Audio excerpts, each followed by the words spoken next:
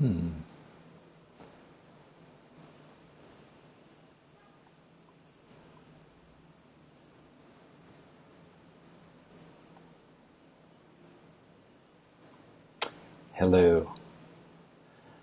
Hello. Hello from Watercolor Land.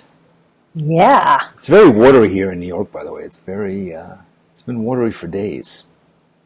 Is it? It is, yes. It's not colorful at all. It's very gray. Well, I just bought a new raincoat. It's bright yellow and it's very colorful, so it can be. That's good. That's true. Yes, I'm feeling the need for color, and we're going to talk about color today. Looks like we have a number of people joining us. Yes, awesome. Now listen, guys, this is going to be a very exciting Facebook Live. We're going to do things, we're going to show things, we're going to be giving away thing.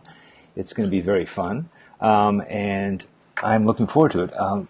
Koosje, are you? You are? Okay. Yeah, absolutely. I'm almost drowning in my own watercolor here. Okay. So, all right, so I have an agenda here. I have an agenda, people. First of all, I'm Danny Gregory. This is Koosje Kona. This right there.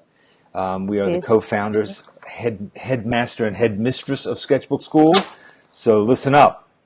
We're going to talk about a bunch of things today. So what we're going to do is we are going to focus on our amazing course, Watercolor Rules and how to break them. Now, Koosje, what were you just saying about watercolor rules just this morning to me? What did I say? You said that you were looking at it and... Oh, yes. Yeah, sorry, that feels so long ago already because I have been proofreading everything and proofing all the course materials, clicking everything, checking if everything is in place. And while I was doing that, I was like, man, this course is so amazing. And I think this could be our best course yet. I think it is. So that's what I said, yeah. I think it is. So this is a very good course for those of you who are interested in good courses. It is 6 weeks long. It features 6 artists. You're looking at 2 of them. And then there's 4 others who you will be looking at later on because we will be showing you little teasy sections of this class. I think we have 6 or 7 different actual videos from the class. Some of them we're going to show you in their entirety. Some of them we're going to just show you a minute or 2 of them because there are so many videos in this class that we can afford to just randomly throw some away for free. There are over 100 videos in this class, ranging in length from a couple of minutes to 20 minutes, 15, 20 minutes long. There's lots and lots of them. The first week alone, I think there's like 35 videos. Yes. Yeah. But the basic idea behind this class, despite its density of material, is to teach you the elements of watercolor. And that's what we're going to spend a couple weeks doing. We're going to go into what we're calling the rules of watercolor. They're not really rules, but they're rules in the sense of really understanding this medium, understanding every aspect of it, understanding how to buy paint, how to buy brushes, how to buy palettes, how to buy paper, and then how to use all of these tools. We're going to teach you how to mix colors. We're going to teach you how different colors work with different kinds of paper. We're going to show you how to use 7 or 8 different kinds of brushes. We've all had that experience. You go and buy a whole fistful of brushes at the art supply store, and then you're like, well, what do I do with these? And you end up sticking to just one of them. Well, they all have different purposes, and when you learn them, you go, oh, that makes a lot of sense. That's how people do that. I think we've all had this experience. If you look at watercolors and you go, oh, that's so good. How do they accomplish that? Well, that's what this class is going to be about. I think unlike any other class we've done before, we are really, really explaining stuff. We are taking you through and explaining in detail what exactly is happening. And the course is based around this idea of explaining the principles. That's what the first 2 weeks are going to be. And then explaining how to break those principles, break those rules. So that's what we're going to do. And then we're also today we're going to show you a couple of demonstrations that we're going to do for you live. I'm going to do one, and Koosje is going to do one, where we're going to say, okay, this is how what we've learned, because we are also students in this class. We've been spending a lot of time making it, and so we've learned a bunch of stuff, and we're going to show you a couple things that we've learned, although there's a gazillion others. And what else? And then we're going to give away the course to one lucky person. Now, you may have signed up for the course already, in which case you can choose a friend, and we will give it to that friend. So, this is a great class to take with somebody else, but you'll be taking it with us. It's also different, I think, in any other course, because Koosje and I are there continuously through the whole class. We are there, we are not just behind the camera, but we're there on camera interviewing people, and we're kind of stand-in for you. So you'll see us on camera in ways you've never seen before. And we're asking all the questions that you are about to ask when you see the teacher do something. We're asking those questions, and hopefully those are all the questions you have too. So yeah, I think that's what made it even more fun to make, honestly. So much fun. Because we didn't have to wait for the teacher to do stuff. We could just say, hey, why are you using that? Why are you doing this? So I think it's really great that way. We have so many demonstrations in this class, for those of you who wonder, and these are narrated demonstrations. So it isn't just like, here's a person painting. It's they're explaining what they're doing, and then we're explaining what they're doing as well on top of it. So you really will get it. And of course, there's all the other things that we normally do in Sketchbook School. There are notes for every video. There are homework assignments. Downloadable PDFs. There are discussion things to talk about. It's going to be amazing. We've put a lot into this, and we're really looking forward to it. Why don't you talk a little bit, Koosje? And and there will be homework galleries. So if you do any homework or even part of it, you can share it. You can ask, the whole community questions about how other people approach certain things, and this course is a lot about experimenting and really exploring watercolor as a medium. So you might, maybe if you have a little bit of experience with watercolor, then you might actually do full paintings, post them in the classroom, and that's great, and learn along the way, apply all the things that we learned during the course. If you don't have that much experience, then there's just a lot of exploring for you to do. And you can also do smaller exercises. You don't need to paint a whole fantastic still life or whatever. Just take it step by step. And the fantastic thing is, this is one of those courses that you can get back to again and again. So if you're a beginner, you just take it with small steps. And then once you're through the 6 weeks, you just start again, and you add a little bit to your skills. So I think for many different levels, this is a course that will be valuable for a very long time, because of course you will have lifetime access, so you can get back to it whenever you want to. And I think if you've been doing it for a while, I've been watercoloring on and off for a couple decades. I'll be honest with you, I've always had a sneaking suspicion that I have no idea what I'm doing. And I was kind of embarrassed when I was invited to participate in a book called Watercolor that supposedly featured great contemporary watercolorists, and I was one of them. I thought, okay, I've somehow pulled this off. Taking this class and making this class was an opportunity really to learn the rules and to learn what I didn't know. So if you've been faking it like I have for a while, now's the time to make it. Now's the time to really learn this stuff. And so that's a lot. And also, it's a legitimate feeling to have, because actually part of the faculty in this course have said, but I'm not a watercolorist. I'm not an expert. So, and that's something that even our expert, Ian Sidaway, who will be teaching us all the basics that we need to learn, he says, I am still learning. I keep learning new stuff to add on, while he is a very, very accomplished watercolor artist. So it's good to feel that way, because then you want to learn more and you will keep learning. So. Exactly. So another thing is, today we are going to give away this free class entrance. And here's the way it's going to work. You have to pick a color, a watercolor. Pick the name of a watercolor. And try to pick one that somebody else doesn't have. Because in the end, we're going to pick from all the watercolor names that are posted, we're going to pick one, and whoever posted that one is going to be the winner. Okay? So you decide what color it is that you like, that you want to have represent you, and just put it in the comments to this video, and we will go through all of them, and at the end of this Facebook Live session, we will announce the winning color, and therefore the winning person. Okay? Got it? Just put in your name, put in the name of that color, and just keep doing it while we talk. So you have time, you have probably half an hour to kind of figure it out, go through your palette. Yes, good. Everybody's already. All right, here they are. They're popping up. Excellent. Good. So I think we're ready to start. So I think the first thing we wanted to do is to share some of the videos. We're going to share a couple of videos. We're going to do a couple of demos. We're going to share some videos and so forth. So here we go. The first video we're going to show you is from the first week. Do you want to talk about what this is and this various thing on variegated wash?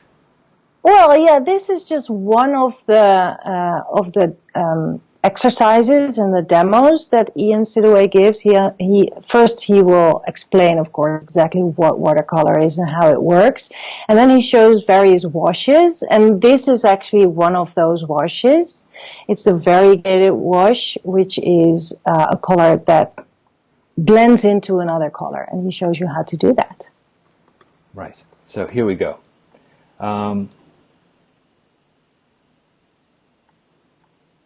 In order to make a variegated wash, where one colour gradually changes into another colour, the process is more or less the same as a graded wash.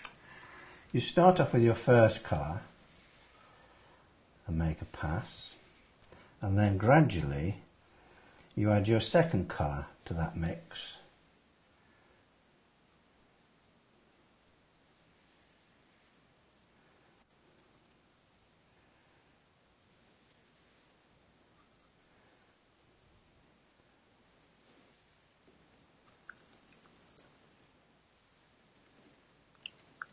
Until you achieve the colour change you wanted.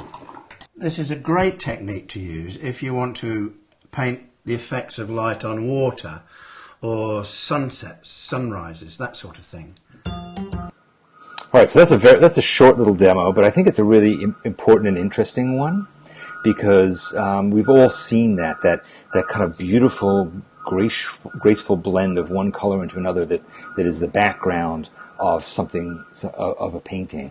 And this kind of simple technique that Ian uses, Ian's paintings in general are very clean, very precise. Let me explain a bit about who Ian Sidaway is. Ian is really a master of watercolor. He's a member of the Royal Watercolor Society. He's written many books about watercolor. I first met him when I was putting together my book called An Illustrated Life because his sketchbooks are so beautiful and so full of just amazing drawings as well as watercolors. And so when we thought, like, who's the one person we know who is a real expert on all aspects of this and has taught a lot about it, and it was Ian. So Koosje, you went to his house. Why don't you tell us a bit about what that experience was like? It was great. Ian is really such a nice person, and I got a very warm welcome because he sat me down with a glass of wine, and his wife made me and the whole team dinner, and actually during the 2 filming days she made us lunch as well, and that was really great. And it was so good to just pick his brain and ask anything that I wanted to know. So even, while he was doing demos, I could say, hey, but what about that bead? That dribble when you make a wash, how do you fix that? And he was like, oh, I can show you. You just pick it up with a brush. So he will show that in one of the videos as well. So I think he is just really good as an expert to set, all the basics for us. Filming with him was just really a joy. His house is like, a museum almost, because he's a collector of all kinds of art and antiquities, and it's fantastic. Lots of books. He's a big reader. So yeah, fun, and I hope that also, you know, sort of rings through in the videos in the course. And he'll be joining us for a webinar at the end of the first week of the class. So we'll limit it to an hour, but I'm sure there'll be many, many, many questions that he will hopefully answer and maybe even show us stuff. Let's have a look at another class from him, another lesson. He goes through all these different kinds of brushes that he has, and he explains what's the purpose of each brush, when do you use it, and what effects does it give you. And here's just an example of one of them. It's the flat brush. This brush is a standard flat brush. I really like using this brush.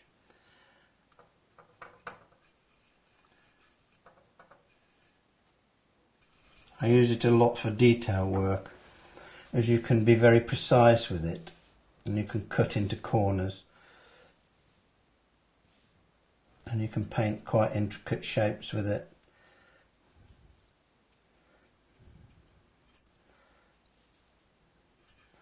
And you can also use it on end. Or you can stipple with it.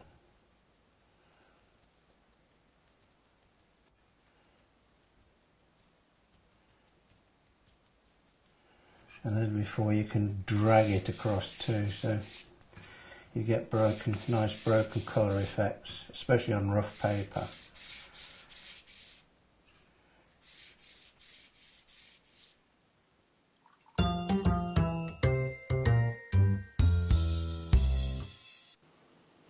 So, what was that like? These demos that he's doing. I mean, his studio is a beautiful, rich environment. But tell us about how, because he really knew like what to talk about and how to talk about it. He seems very, very clear and focused on what he's teaching. Mm-hmm.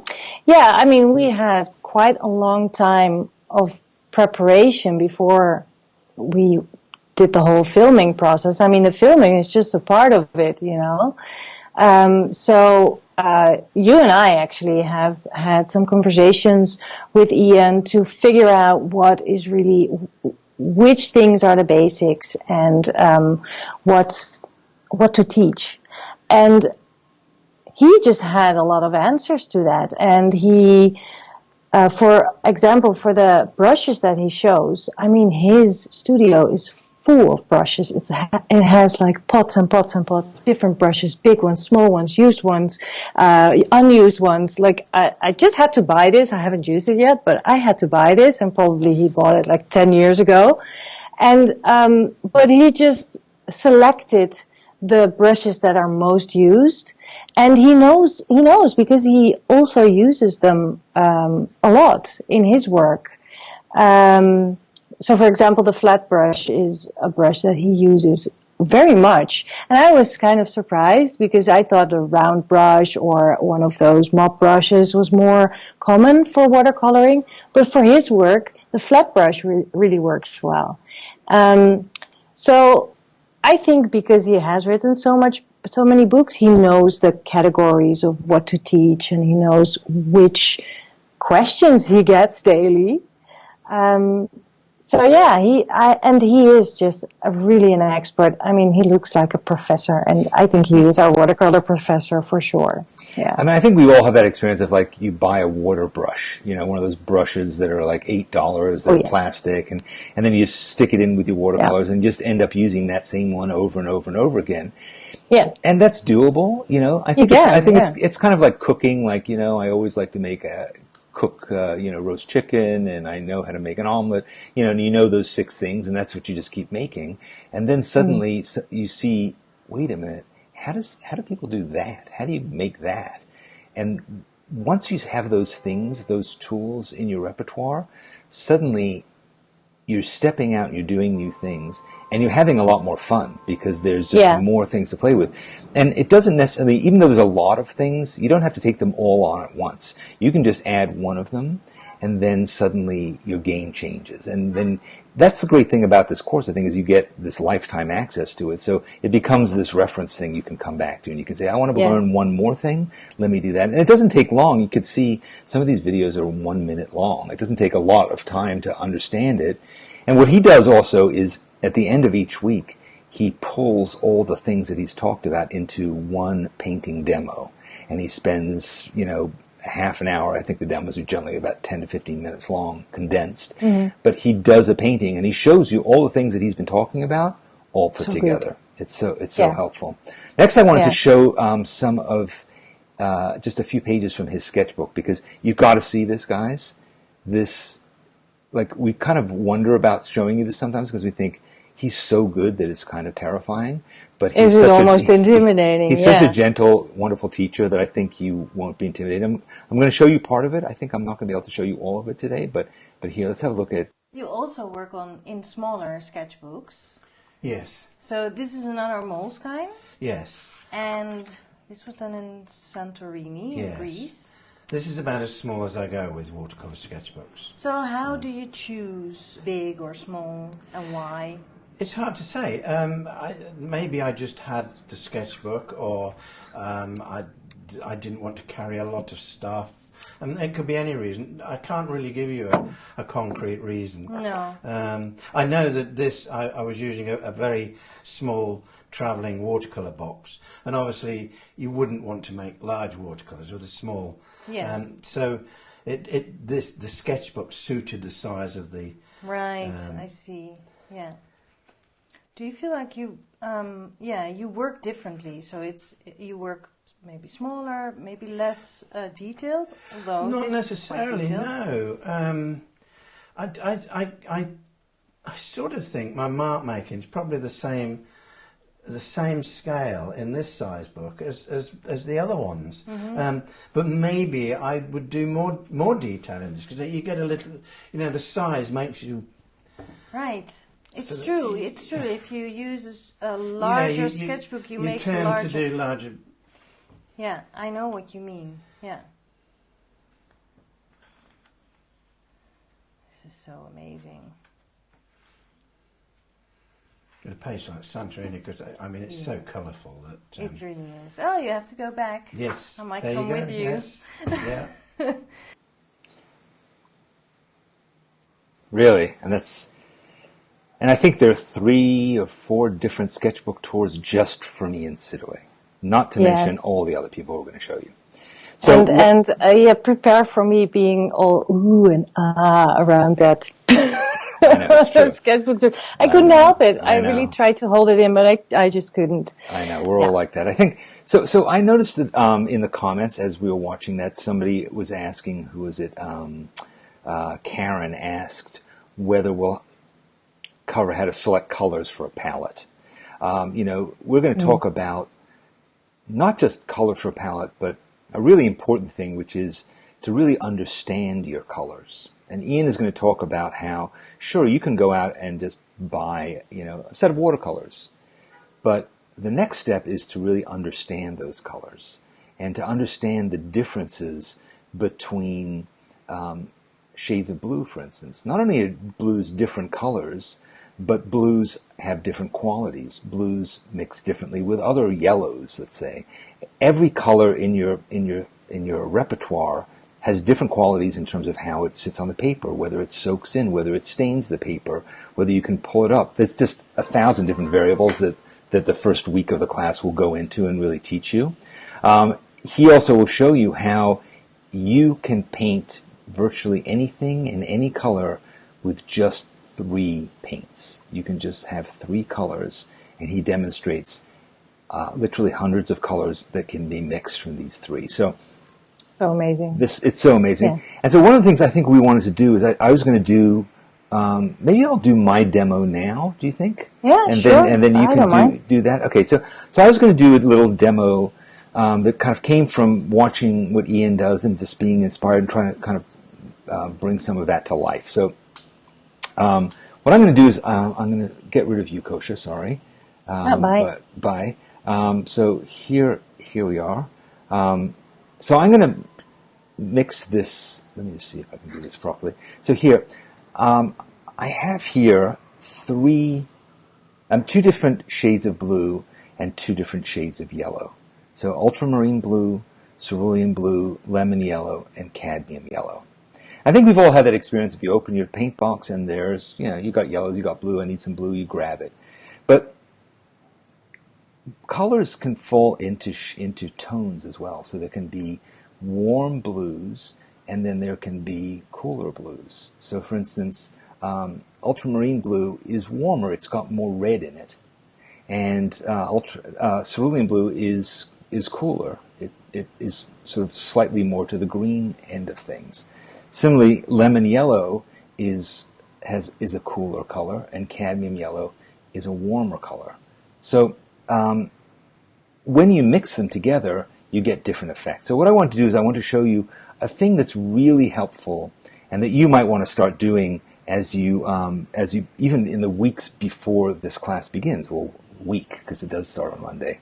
What I like to do is I like to go and take new paint sets and take my sets and just make little swatches to see what they look like in my sketchbook. So like here's all the ones from this new paint set that I got, and I write them all down and I label them.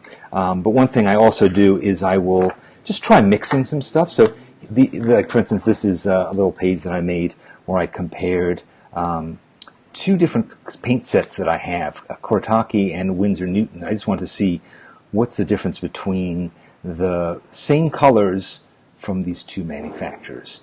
So just getting to know them, getting to know the ways that these different colors work. But this is the exercise that I want to show you today, which is mixing different colors and making a chart like this. So what I've done here is I've taken cerulean blue and lemon yellow, and I've mixed them together, and I've created a range of different proportions to create different greens. And then I did the same with cadmium, and I created completely different sets of greens. So you can see these are really different, right? They're different colors. And then when you do the same with ultramarine, you get a different range. And here I actually even did it with Prussian. The question is, though, if you make this chart, how do you go back to it and later on you go, well, that's a great color, but how did I do that again? How do I mix it? So I wanted to show you a little example of how we might do that with just making your own little mixing chart here. So it's all right. I'm going to disappear here and just show you my palette. There we go. So first of all, I like to have a couple different things of water here. One is for cleaning my brushes, which is bigger, and one is for using color water to just mix it with, to mix into the actual color. And then this is water for drinking, which I'm going to move aside so I don't accidentally combine the two. So what I'm going to do is I'm going to take here, I'm going to start with this ultramarine, and I take it, I get it nice and wet, and I put some in my palette. And I'm going to put just a few little things in there. So I have a little reservoir of paint. And now I'm going to just mark on my page that that's what this is. It's ultramarine there. And now I'm going to put some on my palette. And I want to measure how much I'm doing. So I'm going to put two kind of little strokes of the brush there. Okay? So now I'm going to clean my brush, and then I'm going to take this lemon yellow, and I'm going to put some of that in my palette as well. Let's add a bit more. Okay, and now clean off a bit of excess. I'm going to put just one sort of thing of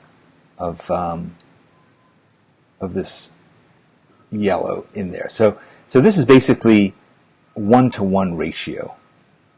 1-to-1 ratio of the yellow to green. And that's a mark there. That's what that color looks like on the page.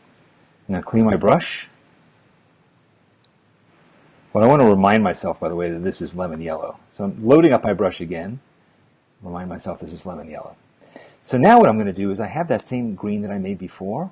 I'm going to add one more sort of dose of the yellow to it. I'm going to clean my brush. And now, now this is 2 to 1. You can see, of course, it's becoming more yellow. So I now know this is the ratio. And then I might do it a second time and add more yellow. And now I've got this much yellower yellow. So when I look at this chart, I know that this is the range that I created of greens that get progressively more yellow. Now, next let's try that same blue. I'm going to just clean off that palette. So obviously you can do this repeatedly and get more and more of a range, more and more variety. But now let's try cadmium. This is cadmium yellow. Cadmium yellow is a much stronger color than lemon. So you're going to get different results and you're going to get different colors. It's also a warm blue. So now we're mixing a cool blue and a warm blue.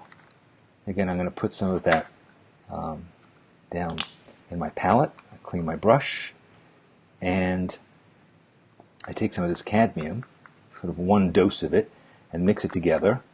And as you can see, it's a different kind of green. It's a darker green. It's more neutral. Clean my brush. And now I add a bit more to it. A different color. Load up again.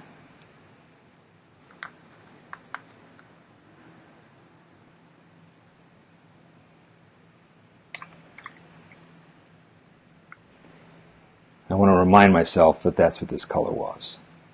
So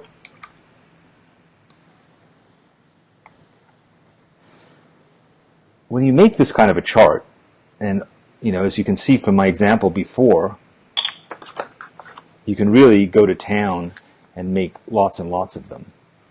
And when you make lots of them, then you can also, as you can see here down the side, I've listed 2 to 1, 3 to 1, 4 to 1, 5 to 1, 6 to 1, and 7 to 1, all these different ratios that I made. And here at the top, I list, this is cerulean with lemon yellow, and just look at all the range of colors. And basically I'm using 3 different blues and 2 different yellows, and I'm getting this incredible range of colors. So it's interesting to do that kind of a chart. You could do them endlessly and much more, and in fact, Ian shows us a much more extensive way of doing this. But you learn a lot about your colors, and you also generate colors. I think a lot of these colors, it's hard to tell, honestly, on Facebook through this camera, but these are so much more bright and vibrant than if I just, grabbed one of the greens that came with my paint set. I have so much more control when I'm mixing them myself. And so if I want to go out and paint a nature scene, I know that I don't need very many paints with me, and I can accomplish so much. And it feels controlled. I think a lot of times we tend to just sort of keep adding yellow, keep adding colors to the page, but now suddenly you have this much more control over the outcome. You know what's going to happen, but also you have opportunities for serendipity and other mistakes. I'm going to go back to you, Koosje, now. And so there you go. This is a much more complicated demo than I anticipated. I think you can do a lot of these squares, but there's something really, it's really interesting to do swatches. It's just so much fun, It is, and the thing is that if you get a new sketchbook, different brand, you should actually do this all over again, because watercolor paint just behaves differently on different kinds of paper. So, if you think you know your watercolor and then you switch over to a different kind of watercolor paper, it'll be different again. So this is endless. And I also saw someone ask if the water that is already colored, because you put your brush in it, if that would contaminate the color, actually. Yeah, well, But, what are you going to do if you are painting? Are you going to use clean water all the time? I mean, and especially with greens, which is usually, from something from nature, it doesn't really matter, does it? If it's just a little bit. Well, but I think that's not. I think you can also. I mean, look at this. So I had these two things of water. This is the one I was cleaning my brush in. This is the one that I was using to actually add water to it. So you can see that, yes, this one is contaminated, but this one isn't. And similarly, if you keep cleaning your brush and then you have, your trusty towel with you, you have your paper towel, and to clean it off, you can have clean. I mean, you just clean your brush and you make sure that that your brush is clean before you proceed.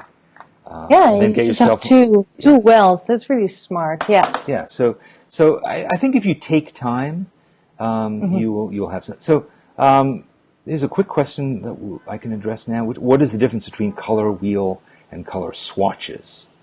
Do you want to talk about that? Well, the color wheel is just like a wheel with the different colors and how they relate to each other. Right. And of course, you can do swatches with a color, making a color wheel. That's up to you if you do it like that. But when you make swatches, you can also blend in the effect of more water or less water. What does happen then? So it is different. I don't know if I explained that right. Color wheel is about the relationships between colors, so you can see, what are complementary colors. The primaries. Right. It's something you do once, but then swatches are really to understand a given color or how one color and another color mix. And Ian will explain all that. Again, sign up for the class and you'll find out. Show you some very, very cool color wheels as well, so you understand better. It's true. And somebody else, Gina, asked why not use tubes? And Ian will again explain why would you use pans, why would you use tubes? There are reasons for doing both. And they're both good, and they both have applications. So we will. And again, there are no rules, really. Right. So it's a lot of the things that you choose, like which colors you want in your palette, whether you want pans, half pans, whole pans, if you want to use tubes. It's really a personal choice. And throughout the course, you will learn about which colors you like best, which colors combine good for your taste, and you will learn about your style and your taste, and so that way you can broaden your skills and your knowledge about your own use for watercolors, because everybody uses it in a different way. So Sherry asks, can you watch the class as fast or as slow as you want? Of course. This is the way the class works, just for those of you who've never taken a class at Sketchbook Pro before, or at watercolor.school, our snazzy additional URL down there. The way that it works is every Monday you'll receive an email, and that email will invite you into this week's lessons. And when you go onto the platform, there you'll have access to, in the case of the first week of this class, 30 different videos that you can watch immediately, you can watch over the course of the week, you can watch for the rest of your life because you will have lifetime access to it.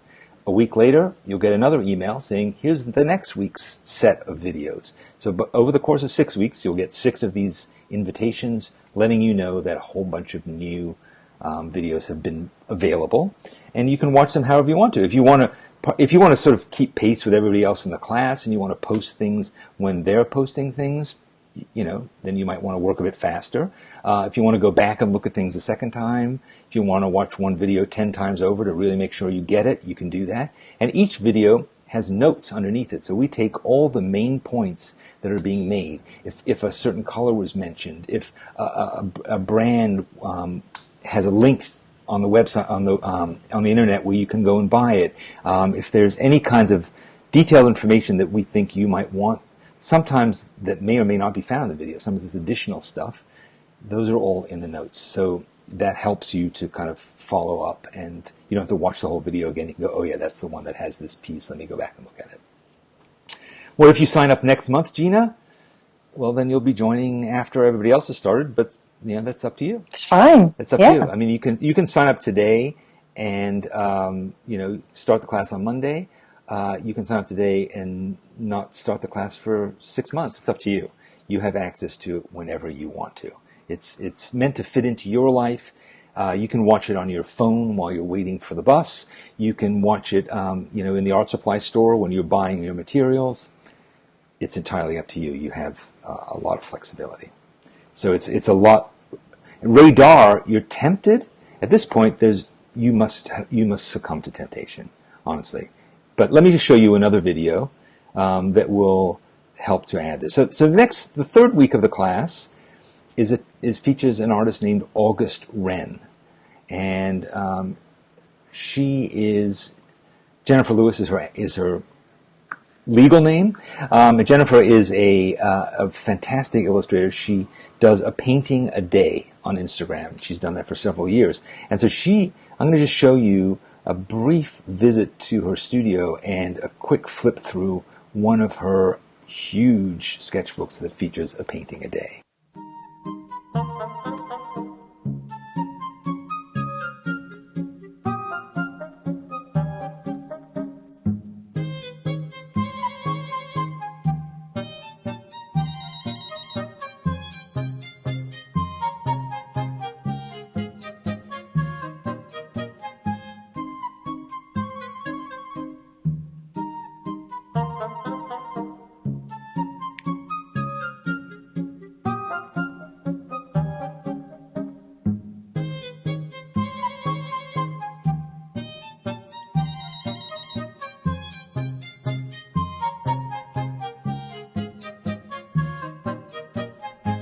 This is the first sketchbook I started 5 years ago.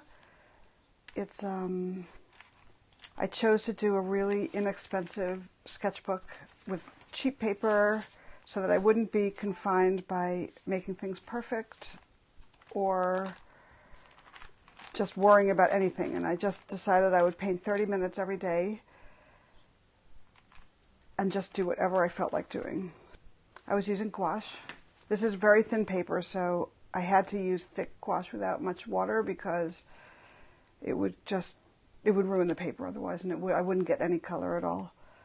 So it's thick paint. Sometimes I use a background with gel pen. Each day was whatever I saw that day in front of me, whatever I woke up thinking about, something I dreamed about, something I ate. It was raining, I saw a bird, I made something up. It's just very random as far as, that's my dad. This was the opening to Downton Abbey. I liked the colors. This day I just decided to do decorative flowers. In this book is primarily gouache, but I also use gel pen, a gold gel pen. I have some pastel. We're going to leave it there. There's a lot more to see in her sketchbook. Her sketchbooks are amazing. It's so beautiful. So Jennifer Orkin-Lewis is going to teach us, she's going to do several different demos talking about how she mixes colors, how she paints from her imagination, how she does a painting a day. She's also going to show us how she uses gouache, which is opaque watercolor, and she's going to show us how she also combines it with transparent watercolor, which is an unusual technique. And she's going to show us how to do that, and also how to combine a watercolor painting with a line drawing using ink, using markers, using other materials, so you can use watercolor as just one component in a mixed media thing. It's really fascinating, and she's really great at her style and her approach, which is, as you can see, very different from Ian's because she's breaking a lot of the rules. So should we go on and talk? Should we do another? We're going to do one more artist, and then Koosje is going to do a little demo for us as well. So sure. Let me just see if there's any particularly pressing questions. I think there's a lot of people who are sort of. I see somebody wondering how many actual minutes of videos there are in the class. Maybe some of you who've taken sketchbook school classes can explain why that may not be the most meaningful question to ask, but there are. I don't know, there's 100 videos, there must be hundreds and hundreds and hundreds of minutes of videos. I'm not sure exactly. Well, I think basically each week it will be about an hour of video material, don't you think? Yeah, I'd say there's an hour and then broken up into individual videos, but some of them are denser. So if you have like, something like watching a sketchbook tour like that, it's fun, it takes you 10 minutes. But then the other ones you want to go back and sort of study in more detail, so there's that. There's also questions and discussion things, there's homework assignments. So again, you can stretch it out, you could spend a lot more time on all those things. But if you're looking for a sort of value for minutes versus dollars, it's really valuable and it's a really great bargain. I hope. I think it is.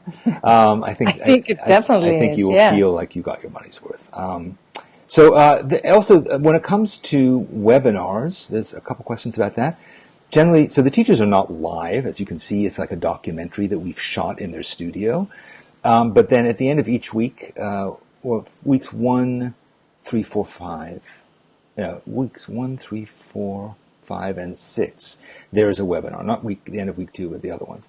And in that, in what happens then is you come to a place like this, and you will be able to ask questions, and we will have the artist of the week there to answer your questions and to talk about the week. So you'll have an opportunity to have that kind of live interaction with your classmates, and that's sort of our equivalent of a live experience. So that would be. Are you tested after each class? Tested for what? Rabies, diphtheria, whooping cough? That is up to you and your healthcare provider. But no. Not included. Yes. Okay. Yes, we don't cover those kinds of things. All right. So here, let's have a look at. So this is a demo that Koosje is going to appear in as well. That was filmed in Seville, in Spain, with an amazing artist named Inma Serrano. And let's have a look at a bit of that. We're going to skip around and look at a couple bits of it. This is Plaza de San Lorenzo in Seville. It's a small square, not too busy, but with a lot to see and to paint. This is going to be a gray exercise. I like very much dirty colors. When the place is dirty or seems like there are a lot of shadows or a lot of people or a place that I feel is not really bright, I prefer to use colors that are not really clean. So I mix them and make this kind of dirty colors to the shadow and start with the floor and then with little blocks of grays in different parts where I see the shadows in the background and in the foreground. You might think that you need a big brush for big shapes, but you can accomplish big shapes with the simple water brush, like Inma does. She does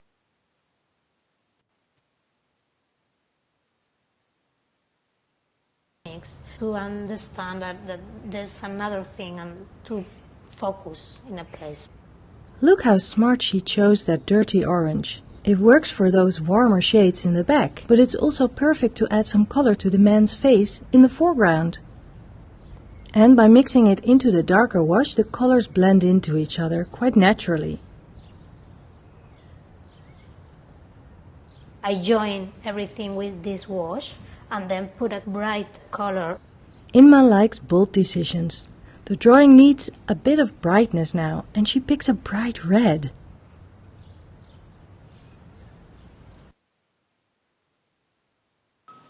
Okay, I zoomed through the middle of that. I just want to give you a little bit of a taste. So there it is. We're in Seville. It's beautiful. There's this beautiful plaza. You get to see her starting a painting. And then this whole video is about a dozen minutes long.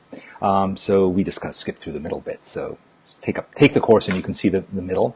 But as you can see, Inma is explaining what she's doing.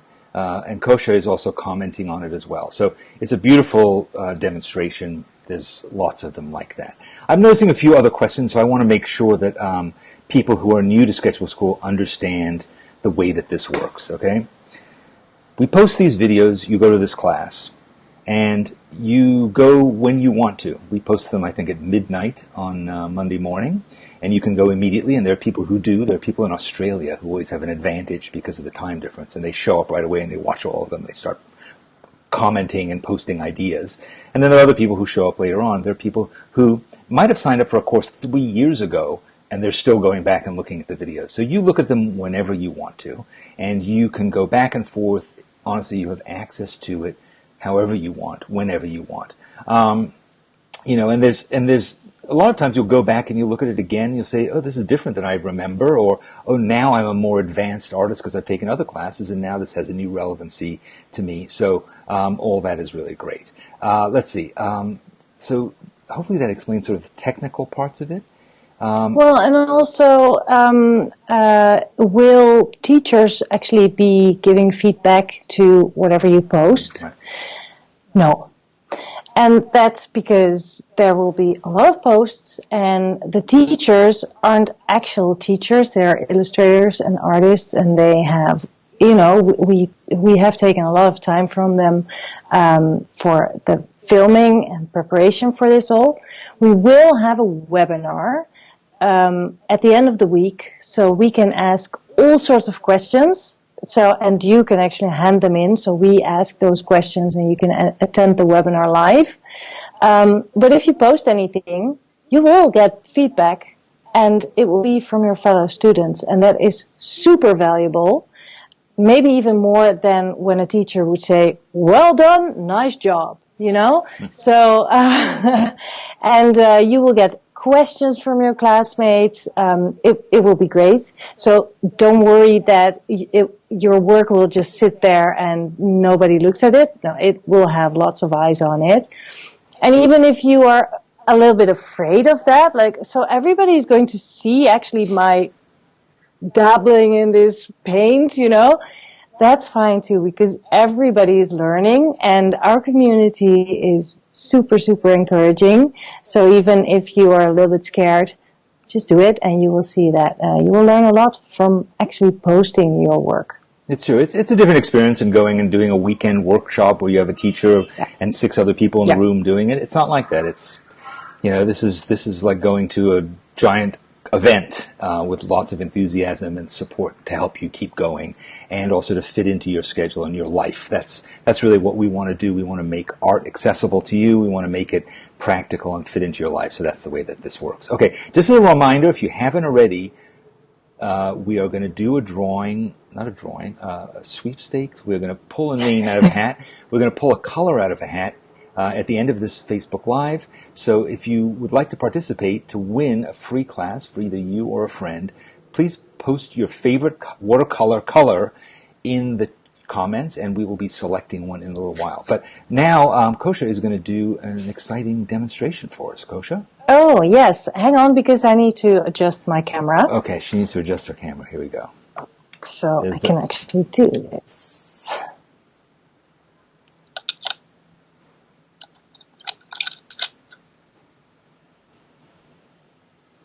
Okay, let me see if I can see what you see.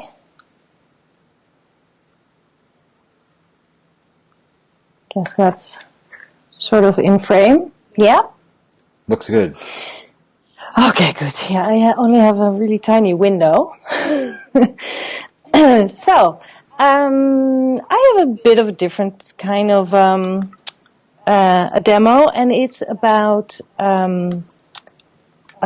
wet on wet and wet on dry. So I already prepared some because we don't want to be sitting here waiting for paint to dry. But first of all, I have a little tip that I've seen people do it, and now I know the reason why, actually. Because Ian Sidaway is doing that during his demo. He uses a little bit of water, and he sprays that on top of his paints just before he starts painting. Oops. So, and he does that because then the paint softens a little bit, and it's all activated, and it's ready to go. And it's really a difference if you dip your brush in the water and then dip it into your dry palette. You need to work a little bit harder to actually pick up paint. So I think it's a really smart thing to do, and you can get these, just at the drugstore or something, and you can get even smaller ones, so you can just put it in your bag and it doesn't take any space. But it's really handy to start your watercolors to live a little bit. So what I want to show you is I never really know what I do when I do watercolors until now, because now I understand the effects of and the benefits of waiting a little bit for your paint to dry, and sometimes you don't want to wait for your paint to dry.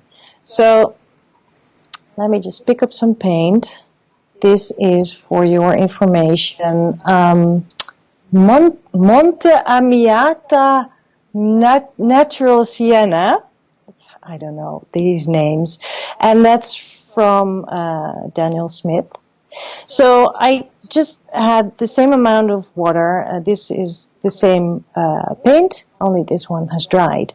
And sometimes you want to add just a little bit extra if you are painting something, a shape, and you want to indicate that one side is darker. You can, of course, add shadow, but sometimes you just want to add a little bit more of the same color, and that actually can indicate that that side is darker.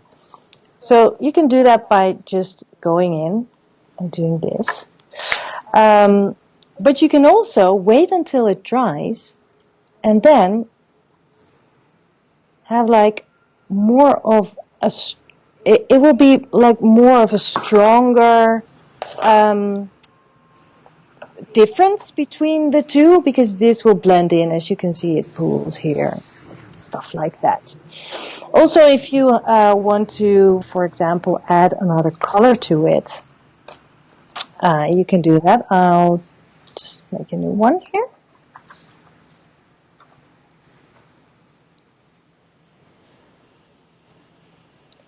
And don't forget, we're still learning here too, so I hope I explained this well. So if I want to add, for example, red, then if I do that in that wet paint, you can see how it blooms out, and that can actually be a really fantastic effect. But sometimes you really do not want that, and you want like a very strong line in there. So then, if you wait for the paint to dry, you can actually make a strong brush stroke with a very hard line, hard edge. You see the difference? This really fills almost all of that yellow paint, and here it stays just that in the shape of the stroke that I just made with my brush. So there's just two differences that are handy. I can do it with another color, just for fun. And this is, I don't know if I took the right color actually. I picked up, I think this one is cerulean blue, and this is ultramarine blue. Doesn't really matter. And what shall I add? I shall add a darker blue. And this is also something to know, that if you do this, if you add a color, you always start with the darkest one, with the lightest one, and then add dark, because I mean, it's kind of logical that if you start with a dark one and then try to add a lighter color, then it's kind of hard, you know? Let me do this again. I always find it hard to talk and draw at the same time. I'll do the same thing as I did here, trying to add a darker bit on one side in that wet piece of paint, and then when I do it here, again, you can see how hard the edge stays, and you can actually really shape the shape that you want to add. So that can be really helpful if you are painting something that has hard light on it, and therefore the shadows are very strong and very sharp. I hope this is a little bit helpful. I mean, you can see it's still working.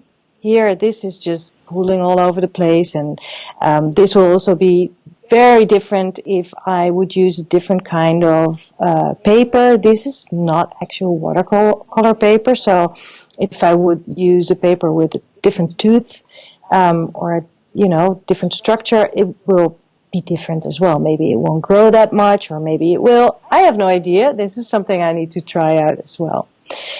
So I hope this is helpful. You can really see the differences between those. Let me add that one too. I forgot on this one, the brush stroke. Just like here, only it's dry. So it's worth waiting for your paint to dry. You can also buy a hairdryer, so it goes a little bit faster. So that's it. I'll switch my camera back. I think that's the best painting I've ever seen you do, Koosje. Oh yeah, I know. I'll hang it here behind me instead of those posters.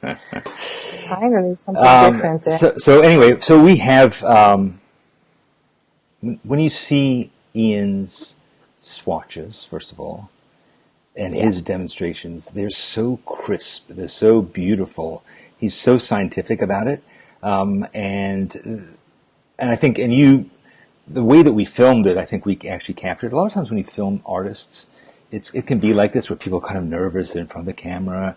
We spend a lot of time working with these folks to really get these to be as good as possible, to get them to be really thoughtful about what they're teaching us. So I think that's really fantastic. Somebody asked, is this just recycling old stuff from other classes? What?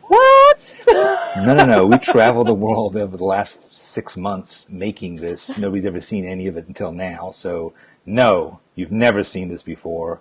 And but recycling is not a bad thing. But yes, this is all fresh and crisp. So speaking of fresh and crisp, we are now going to show a little piece from the class of Ian Fennelly. Now, Ian Fennelly is an artist who's a member of our Sketchbook School Facebook group. You may have seen his work there. He's really amazing. He paints landscapes, and he does mixed media. And so his demo, he spent, was it 3 or 4 hours painting a street corner, and it was in Liverpool, right? Manchester. Liverpool, yeah. Yes, Liverpool, home of the Beatles. And he paints he paints a street corner, and we're going to show you just a little bit of one of the lengthy pieces of this demo, and give you a sense of, because a lot of people have seen Ian's work and they say, how exactly does he do that? Well, you're going to see a little bit of how he does it. Just to tweak, there's not enough. When you're painting at the end, you have to be brave. You have to think, the drawing is fine, the drawing's there, it's established shapes and it's established detail, but it's not doing it. There's not enough going on at the moment. So you need to be really bold in your decisions. You need to think, right, if I need to add another layer of paint on, even if it goes on top of some lovely drawing that I've already done, then it needs to be done. You've got to take risks. You've got to make, bold decisions, and that is really, really important. To have the confidence to do that, and it is confidence. It's just confidence in your own kind of like ability to pull things off and to take risks. And I like taking risks, because I paint a lot of pictures, I do a lot of drawings, and taking risks is good. Taking risks moves you forward. Taking risks pushes you in your ability to make images on location. And I think that's finished. I can't think of anything else to do. I think I've looked at everything, drawn everything, I've painted everything. There's nothing jumping back at me, screaming at me saying, finish me off, draw me, paint me, look at me. So I think we're pretty much done. So we cut to the end of the movie.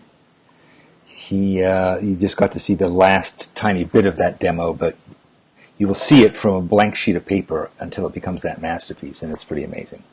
It's so amazing to see it unfold, like how it builds up, and he reveals all his secrets. It's amazing. It is. I mean, it's it's interesting to see how much of it is structured and disciplined and how much of it is spontaneous and improvised. I think that's something that you'll see time and again throughout this whole class, which is this combination of people on the spectrum of hyper planners all the way to hyper improvisers. Like, do you sit down with a real plan and say, okay, I'm going to build this in a structured way, or do you just go like, I don't know, let's just make some stuff? And I think, and there's all kinds of people all in between on that scale. And that's one of the great things about watercolor is it does embrace all attitudes and approaches to making art. And I think I'm super improvisational. Koosje, I think you're a little bit more organized than I am. And Ian Sidaway is like hyper organized, but he also breaks rules too. And that's what the last week of this class is about, after we see Ian teach us all these rules and show stuff in a very structured way, then he goes a bit nuts himself, and he shows us like ways to making textures. Talk a bit about that last week, Koosje. Well, that last week is kind of spectacular, I think, because Ian just shows all kinds of ways of using watercolors, but with tools that you might not really expect. So things from the kitchen drawer, and also really sort of being very courageous and kind of messing up the painting you made by just, using a sharp object or whatever. And so it's a very playful way to use watercolors, but then he also has a demonstration in which he does an amazing still life, and he shows a lot of those techniques, almost all of the techniques, and I think it's like, I haven't counted them, but he shows a lot of ways to use different tools to create textural effects on your watercolors. He explains why you would use it and how you can implement it in certain paintings. And then in the end, he dives into this beautiful painting. Well, maybe you should. I'm just going to show it. I'm just going to show it because it's like, what are you doing? Yeah. And then it's amazing. Yeah. So I'm just going to. I'll just.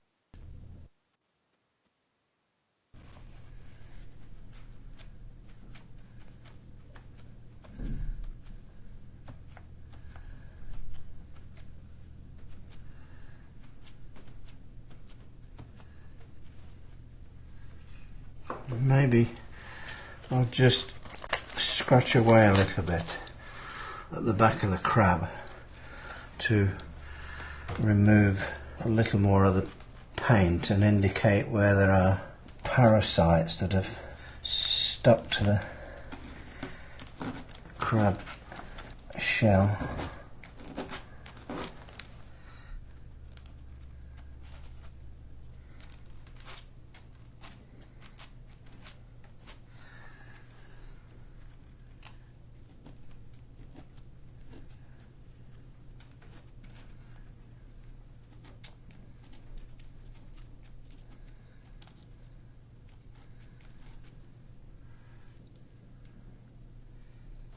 So yes, he is using sandpaper to scratch away at that crab. But you get to see him paint that whole crab, and you get to see him do two other amazing paintings like that from scratch to all the way to the finish. Yeah, and I realized that showing those last bits of the demos, it's mind blowing. But the thing is that during the demos, you can actually really see how this is all built up, and then it makes so much sense. This one and also the one we showed from Ian Sidaway. So it might seem amazing and very intimidating, but it's not, because it's all broken down into steps. Yeah, I think that's the thing, is when you watch him do it step by step, you say, he's taught me how to do each of those steps, and now I know how to do that final thing. And that is so invaluable. Because you can apply it to so many different things. You now know the rules. When you know the rules, in this 6 weeks, you will completely transform how you do watercolors, how you think about watercolors, how you think about composition, how you think about color, how you think about laying out your sketchbook. It just goes on and on. I think this is an intensely valuable class. I think everybody should take it, whether you have done this before or not. So we don't want to sell you any harder on this class because I like to think it speaks for itself, and hopefully these examples give you things. So listen, we are reaching the end of this. Thank you so much for hanging with us. So we are giving away a free course. We will, and we're going to pick one. So here's what I'm going to do. I'm going to go to this. Here it is. This is, whoops, let me get rid of me and you, Koosje. So this is my Kuretake paint set. Not expensive, by the way, surprisingly not expensive. And I've compared this with my Winsor Newton set that costs a lot more. And the colors are almost as good, and they're a lot bigger. So I kind of like it. So I am going to pick, I've been thinking about what color I like and what I'm feeling good about today. And the color is this one. And this color, as you can see here, number 34, if you picked a red, you will be glad to know that this is, are you ready? Rose Madder. Rose Madder. Rose Madder is our winner. So, Koosje, are you a fan of Rose Madder? It's a beautiful color. I have to say, I never used Rose Madder. Well, now you should. I have, the only thing close is, and I have to take a peek because I don't know the names, is quinacridone rose. That is a nice color. That's, I think, this one. But yes, Rose Madder is, it's a delicate but very beautiful red. Now, Morgan, I think one person did pick Rose Madder. I believe it was Sally Thompson. Sally Thompson! Yes. Angela, don't cast aspersions on my paint, my Kuretake set. So anyway, if there are other Rose Madders, let us know. I think I don't know how many people picked it, but it is a beautiful color. So congratulations to whoever did pick it. Sally, anyone else? And if you have already signed up for the class, then just let us know, and let's get a friend in there with you in this class. So listen, we're going to be starting this on Monday. You can still sign up today. Please join us on Monday, because if you join us when we're all doing this together, we can all learn together. We can all do the exercises together. We can ask each other questions. We're going to be doing this. Maybe we're going to even do a different kind of study hall. We were talking about maybe doing a live study hall, just to see how that would be.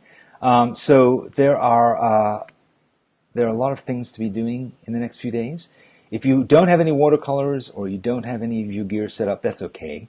That's what you can do next week. In fact, if you haven't done it already, it's actually you have an advantage, because you can listen to what Ian has to say before you go out. Because Ian is going to talk about different kinds of palettes, different kinds of paint boxes, different kinds of paper, different kinds of brushes, and what kinds of basic color setups you might want to start with. But if you have something else, that's okay. That's not going to change anything. You can continue to work with whatever you have. I'm going to be working with my much maligned Kuretake set, or possibly my super duper Winsor Newton set that is really fantastic. Speaking of Winsor Newton, what else do we love about Winsor Newton? We love the fact that they are the sponsors, the color sponsors of SketchCon. Don't forget about SketchCon, starting November 2nd through 4th in Pasadena, California. Yeah. If you haven't signed up there, well, that's an amazing place to learn about watercolors too, and talk about watercolors. There's going to be a lot of watercolor action. Oh, gosh, yeah. Prashant is going to teach us how to paint watercolors of the hotel pool. Pretty cool. Where else are you going to learn that? How to paint water. That's one of the hardest things. So if you haven't signed up for SketchCon yet, get over to sketchcon.com and sign up for that. Tickets are running out. There are very few left, and prices are going to go up soon on the few remaining ones. So get in on that. Thanks very much for joining us. Koosje, is there anything else, any parting thoughts you want to give on watercolors? No, I'm just really, really excited that finally this course is going live. We worked so hard to make it happen. You in particular, you worked 3 or 4 times harder than I did. I was on vacation, I was driving around. You were working your butt off. And you did an amazing I have been job. working my butt off, but it was a lot of fun, and I'm super proud of what we made. And I'm so happy that we get to share it with everyone. So let's. We're there every week. Every week you'll see us talking, telling you stuff, explaining stuff. It's all us almost all the time, and our co-stars. Yeah, it's gonna be really very good. don't miss it because it's so rich, full of It is really stuff to learn. You will have lots of aha moments. I even had aha moments during editing stuff that I filmed. I was like, oh, that's so. You'll get a lot of eye-opening moments. So sign up, and we'll see you on Monday. And we'll see you actually again next Friday, a week from today, at the webinar, the very first webinar for watercolor rules and how to break them, where we will be talking with Ian Sidaway, I believe, I hope. Yes. He will be there to answer your questions. Thanks, guys. It was real fun. Sorry it took so long to get all this done, but there's an awful lot to talk about. Bye. Have a great weekend. Bye.